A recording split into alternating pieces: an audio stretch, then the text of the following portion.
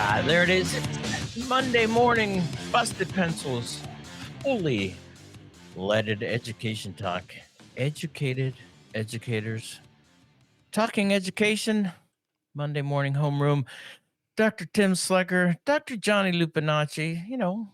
Giving him a day, Jacob. But hey, no need to worry because we got chairman of the boards, Jacob, with us. And Jacob, I think you and I can handle this today. I think we can certainly try, Tim. Today it's more like educated educator talking education because I'm not an educator and I'm barely educated. But well, tell me about this though. Maybe before we break into homeroom. So you've been with us now about what 3 weeks? With you, Yeah, like a month and a half now. month and a half. Okay, so Yeah. really, you're not feeling like you have now learned enough to be an educator of people who say, Jacob, what's it like working with those two educated educators? Well, What are you learning, man? What's going on? it only took me a couple days to learn the word rough, Tim. So I can educate people about that. Yeah, but Rough. I mean, Have we thrown any kind of like crazy words at you where you're like, okay, those are like doctor words and stop using them, Tim and Johnny? not really, Tim. I'm a veritable thesaurus myself, so I understand Awesome. words pretty well. I'm pretty good with words. So when you hear the word pedagogy, what do you Well, think? I can't get into the specifics of what words mean, Tim, but I vaguely understand Well, context clues most of the time. well, when I use a certain pedagogy, there are students that really dig deep into the learning. Does it have So something to do with feet? bipedalness, Okay. no pedagogy. So this is one of those words that a lot of people go, why don't you just say teaching? Yeah. And Well, wait, actually, it means teaching? so Then yes. Why I don't you just say teaching? I get yeah, behind those other people. exactly, right. Right. And in fact, Johnny and I sometimes, we tease a little bit about the fact that, yeah, sometimes we use these words when the reality is like, why would you use that word when you have a word like teaching that could be used instead? And well, how else though would we justify the thousands of dollars of graduate student loan debt that we took on to be able to call ourselves doctor if we didn't use words that made people go, "Oh my God, you're one of those idiots." Is there a Latin phrase you can use for justifying spending a lot of money? Because I that don't may be know. a key phrase to bring into this conversation. Well, maybe. Well, you know what though, Jacob, though? I mean, I'm glad that, a month and a half now you're in. I think you are an educated educator who can talk education now because, the reality of when you just kind of laid it out there and said, yes, Tim, I agree. You should just use the word teaching. Then that means that, you're kind of going on this. And that's where Johnny and I usually come down because, as you say at the end of the show, the blue collar scholars, we've tried to hold on to that. And in fact, kind of like to mock some of our peers that tend to use those words that make your neighbor go, "Ugh." So they're, snooty, That is one a of good those. sound, yeah. Yeah. Oh my God. Nothing like that. But Jacob, you know what? We are, well, 100 plus days into this administration. And as we continue to talk and share, education has, had quite a few developments, things happening, decisions being made that daily makes one scratch their head and go, really? That now? Yeah. We're not even going to talk about this one, but this morning I saw, funding for Hungary kids has now been cut. Tim, we need to stop spending money on kids from Hungary. All right. American kids Okay. need that money, Tim. Exactly, I Jacob, could see that being the reason that happened. It could very well just be that the president thought that's for kids in Hungary. "What are we feeding these kids from Hungary for?" That doesn't sound like our president, but yeah, boy, I didn't even think of that. I was more kinda going down the lines of going, well, here's one more act of cruelty that maybe we shouldn't have been surprised by. But yeah, the state of Indiana, and again, state by state, because education is a state issue, but they've announced that summer funding for hungry kids that, comes from the federal government, they're just going to say, we don't need it this year. So or this summer, because maybe it's because it's going to be a banner crop year in Indiana, and the need to feed the hungry won't exist. Tim, so you're telling me that this is federal money that is available to Indiana, and they're just Yeah. capriciously saying no, thank you, we don't want any money to feed kids. Yeah, it gets, too many what do you want to say, red tape. There's all these things there, and it's a hassle, and the way we're looking at it, I mean, we're actually helping parents have a little bit of an easier life, because then they won't have to figure out, in their taxes next year how to claim. I no, Jake, I don't know what it is what that happens like this. But you see things like where you go, really? It's like, wait, you're turning down something that was already allocated. Yeah. So I don't know. Maybe, some border states are going, we'll take it. Yeah. you know, maybe it'll work that way. I don't know. But Jacob, so let's get though the new another set of or news, but I'm gonna start by singing. And then I'm gonna ask you to name that tune. Okay. And okay, Yeah. ready? Uh, um. Yes. Now Yeah, I'm I don't ready. know if you're I had to work myself up to it, but I'm ready now. Rubber ducky, you're the one. You make taking a bath so much fun. Rubber ducky, you're the one for me. Yes. Do you know where that song comes from, Jacob? Sesame Street, right? Ah, you got it. And do you know the singer of that song? I'm thinking uh Ernie. It Thinking was Ernie. Ernie. You got it. You Yes. got it. And Yes. based on the way you sang it, I think we should keep it that way. From now on, Ernie should be the one doing that. Well, let's bring Ernie on. Yeah, Sesame Street. And so did you watch Sesame Street, Jacob, when you were, Sure, yeah. I mean, I don't think Sesame Street was my favorite thing when I was 4. no.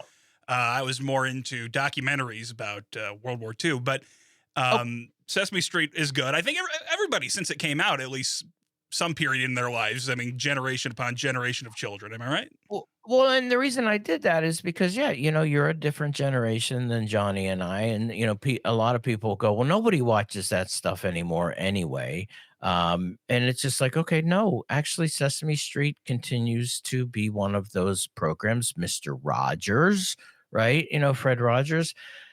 What I'm talking about is, well, the next funding cut, PBS Kids content, the public broadcasting service, PBS Kids content. So I kind of drove back into the early days. So Sesame Street, Mister Rogers, there has since those been all kinds of PBS Kids content. And so let's chop off the kids' content. And why are we cutting off PBS Kids, Jacob?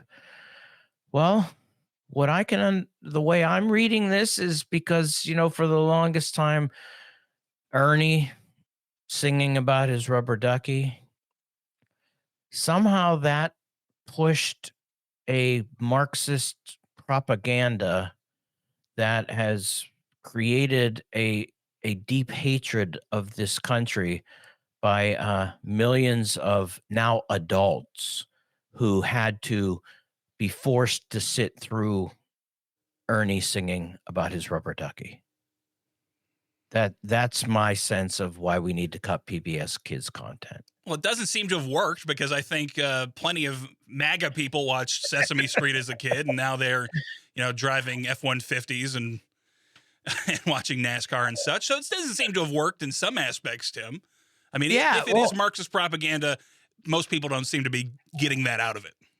I that's kind of the test I put to all of these claims that such and such this resulted in communism, Marxism, socialism, and going, we're like the most ultimate capitalistic society ever. Yeah. And if all of these things actually are intended, let's just go with intended. So if Ernie in his bathtub enjoying his rubber ducky had the intentions of creating some form of a sense of socialistic group understanding, appreciation, and somehow a anti-American sentiment, it doesn't work very well because the evidence is all around us, Jacob. In fact, the MAGA movement to me is pretty strong evidence that actually Ernie wasn't very successful at creating a whole lot of change. Yeah. Yeah, so that's where I always come down on these issues is to say the claim of, this causes anti-Americanism, this causes, a hatred of capitalism, this undermines the American way of life, is to then look at the evidence for if that's truly occurring. And yeah, like you, Jacob, I kind of look at the American world, the American culture right now, and what are we, 50 plus years of PBS broadcasting for kids, so Mr. Rogers, yeah, Sesame Street, The Electric Company, more recently, Molly of Denali, Work It Out, Wombats, Lila in the Loop. Um, they're just obviously staffed by really bad writers and creators that if they have the intention to create anti-Americanism, they're just not so good at it. I would think maybe. I think you're onto something here, Tim, and I wonder what programming the MAGA crowd has been watching that is succeeding in making them so anti-American. Because this anti-free speech kick they're on now. If you say an opinion that's wrong, you should be sent to a detention center in Louisiana, possibly then sent to El Salvador. Anti-Christian, not caring about poor people, not caring about the meekest among us.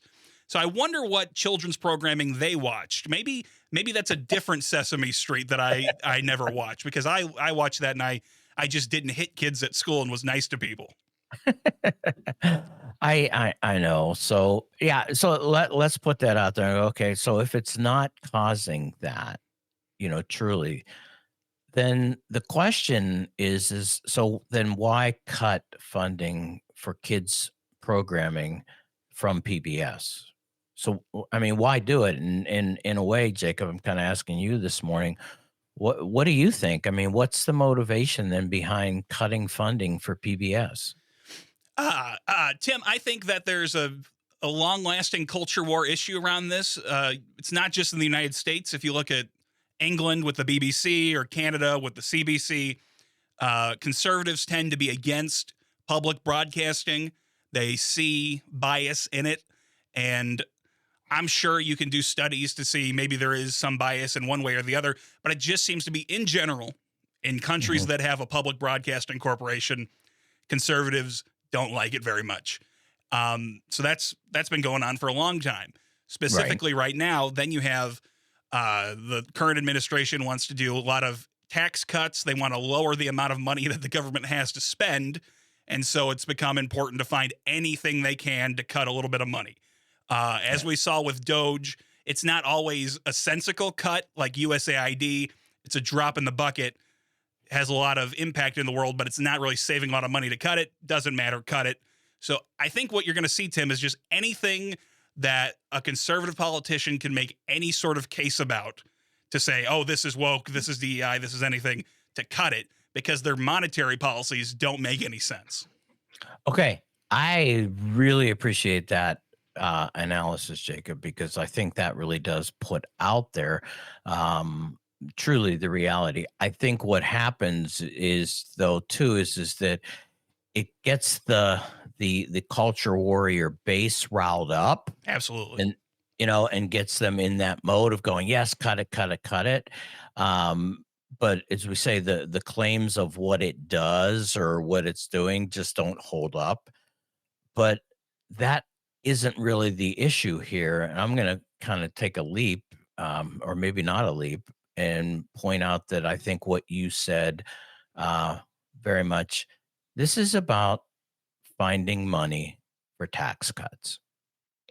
This is that I mean, if we're about to what, extend $1.5 trillion is the number I heard in tax cuts, to be able to continue this, where's the money going to come from? And well, then we got to find somewhere to get it. So let's take away the emotions that go with this and just look at the mathematics and say, we've got a budget of so and so many dollars. We're going to apportion this amount for tax cuts. Well, if we're going to apportion this amount for tax cuts, then the rest of the money goes here. Oh, crap, there's a misbalance here because if we give PBS the amount of money that we typically give them, then we're going to have to reduce the tax cuts.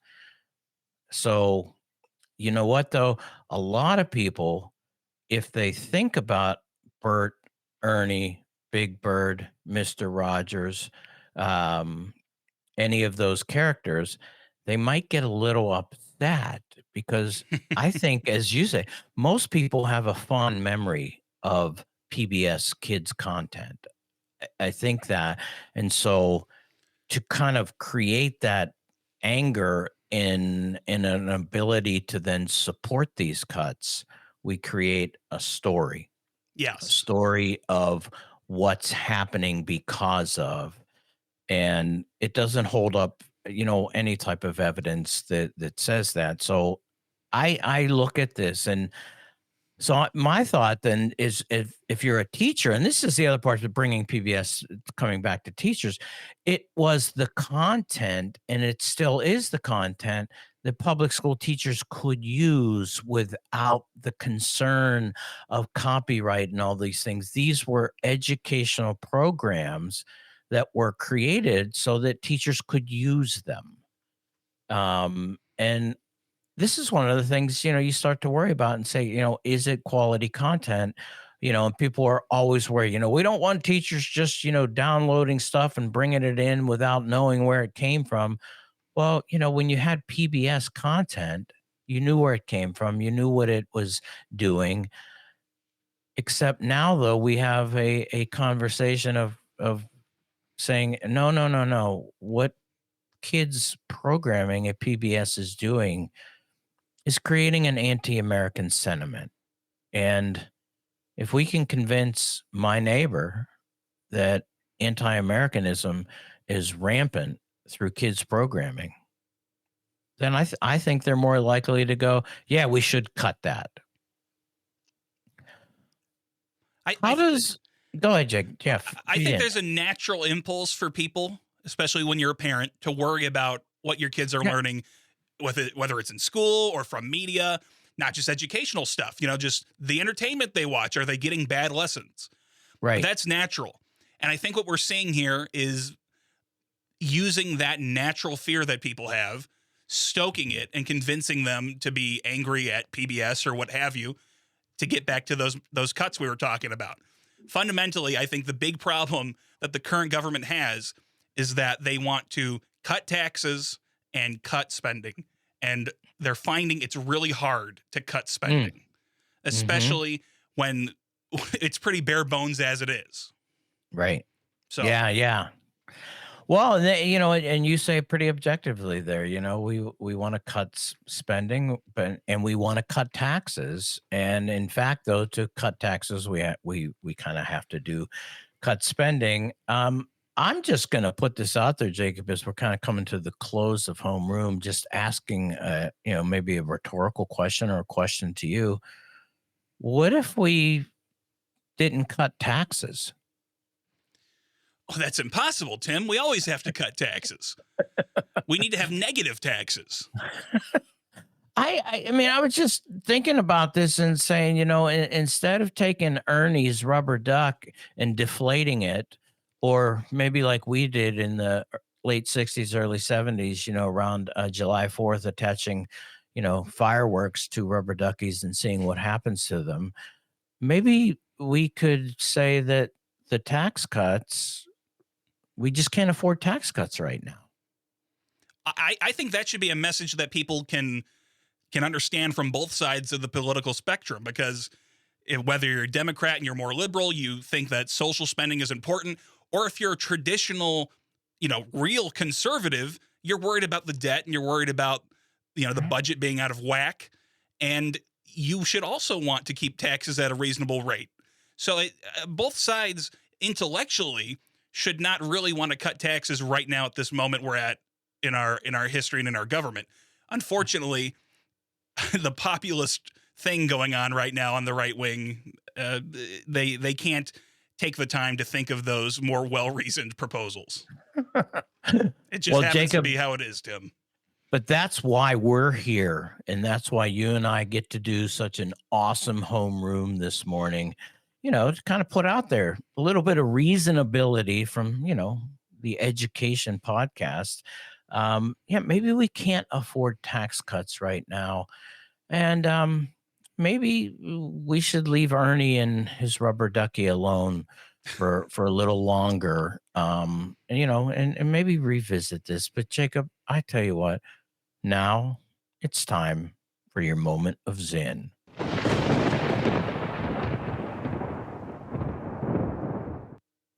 It is the citizenry rather than the government that is the ultimate source of power and the locomotive that pulls the train of government in the direction of equality and justice.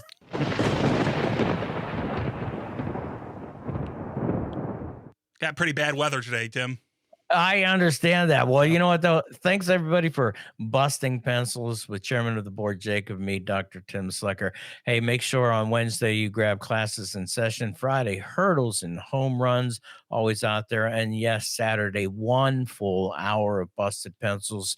If you're listening live in the Wisconsin area, across every civic media app contraption that's out there, you can listen live. And of course, you can always download all busted pencils either through Apple, through Spotify, through the Civic Media webpage, or also, hey, go to bustedpencils.com where you can get everything Busted Pencils that you want to know.